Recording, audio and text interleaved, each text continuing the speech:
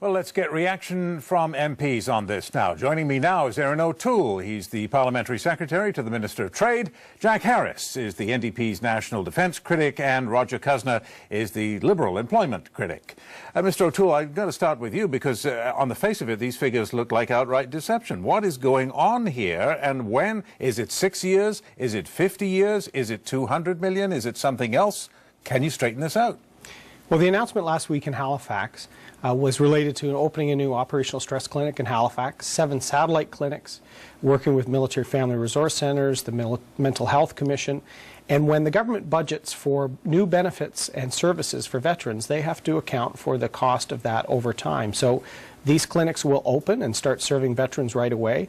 And if a veteran is entitled to disability benefits or vocational retraining, they're entitled to it over the course of their life. So when we commit to these figures, we have to run them for the long term. And so 200 million is our commitment going forward. That's on top of going forward how far? Going forward to serve the needs of veterans. For 50 years. What the Auditor General showed us this week, right? Terry, is that right? Sorry, but that's what we're trying to find out. Over the course of the lifetime of veterans eligible. All right, so not 6 years. So this will span the lifetime of veterans eligible. If you look at what the Auditor General said this week, $500 million is being spent on mental health by Veterans Affairs roughly each year.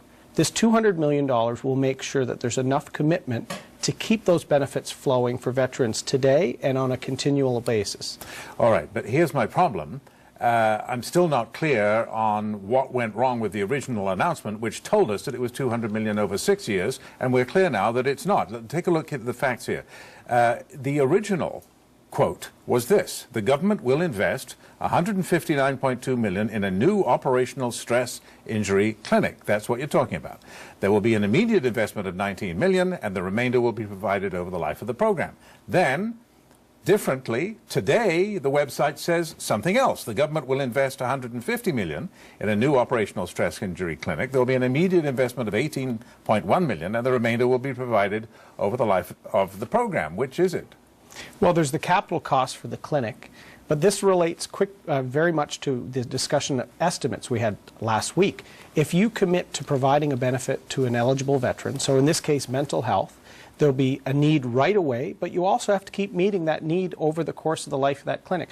This is how the government now considers its announcements, and has since Sheila Fraser, the Auditor General, asked government to do it this way so that money is provided up front for the care of these statutory benefits in the long term. All right. Jack Harris, let me start the reaction with you. Do you buy the idea that this was a straight announcement, that there was nothing wrong with the original announcement, 200 million over 6 years? Well, let's look at the context first of all. This followed a week or so of the government being lambasted for failing to spend $1 billion from the budget for Veterans Affairs while veterans were going without services that they need and were begging for services, and the government is closing down offices. So a couple of days before the Auditor General's report in Halifax, because it was convenient for them to do so, because the Minister of Veterans Affairs was leaving town the next day, they announced, oh, well, we're giving back $200 million. That's the context in which this happened, and they really seemed to want people to believe that they were actually doing a little bit of damage control on the billion, plus a little pre-damage control on what they knew was coming in the Auditor General's report, because they see it before you and I do.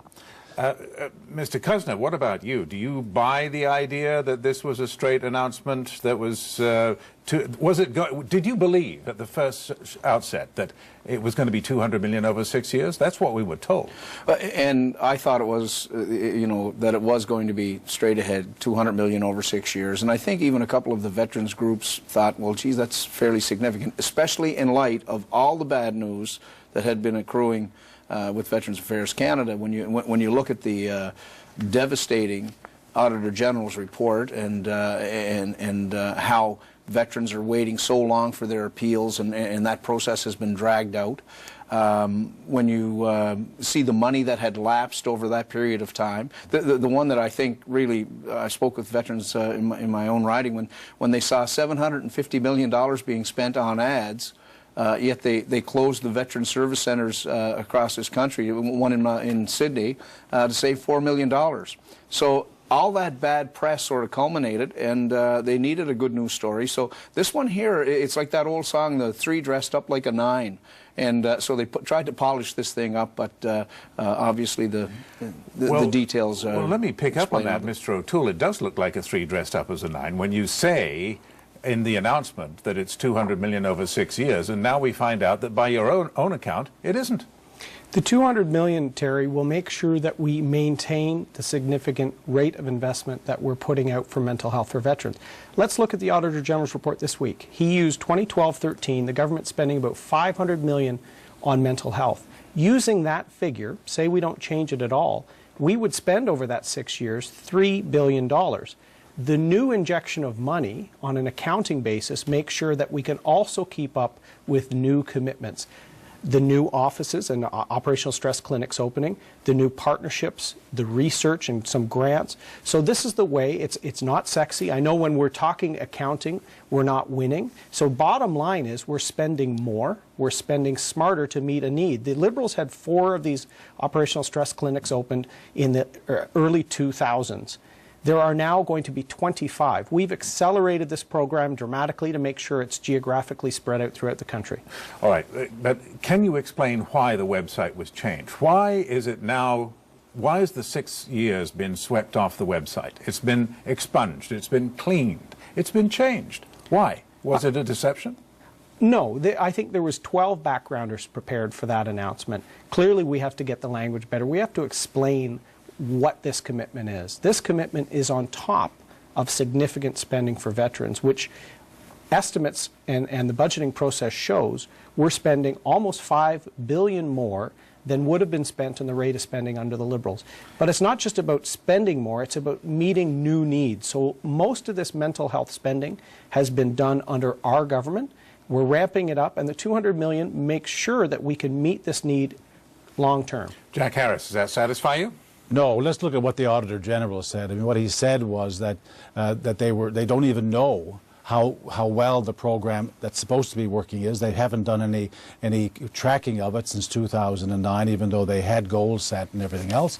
That people are waiting so long for mental health services, even after they leave. They can't get access to their records for 4 or 5 months. There's a whole series of problems that exist there. And when you put the $1 billion up there, this is not an accounting exercise, frankly. When you're making an announcement and you're telling people and you want them to believe that you're doing something important, right after you've been told that $1 billion is missing, when you say we're spending $200 million, and you don't say that some of that money we're spending in 2050, but people want to know what they're having.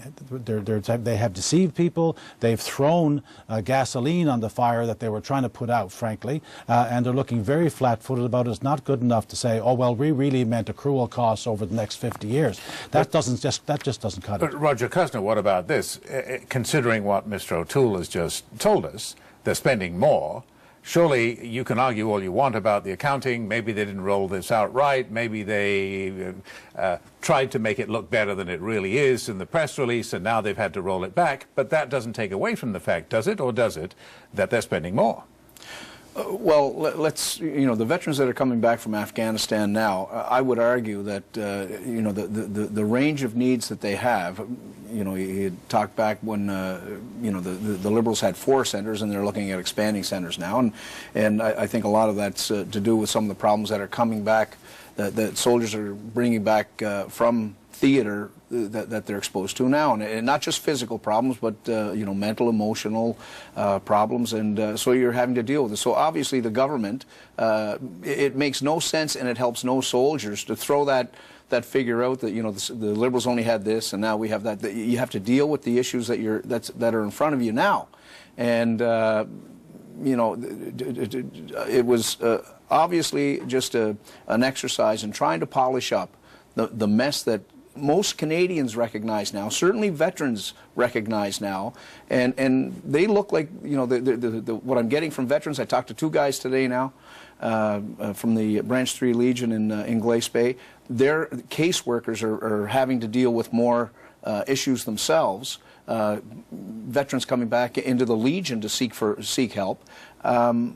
They feel they've been hoodwinked by this government and that the announcement. Terry, the reason we're learning the minister asked the Auditor General to look at mental health for veterans specifically. Because we have been ramping up spending, we've got to make sure it's having the impact. I think my colleagues, we all want to make sure that some of those delays come down. We're already leading to change some of the paperwork, reduce the times. We've actually talked to the Legion, gotten their input on how can we do this better.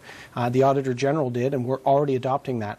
So you got to think about this in context. We asked the Auditor General to assess, are we meeting the targets Veterans Affairs sets for itself? It's meeting them on rehabilitation and vocational training for transition.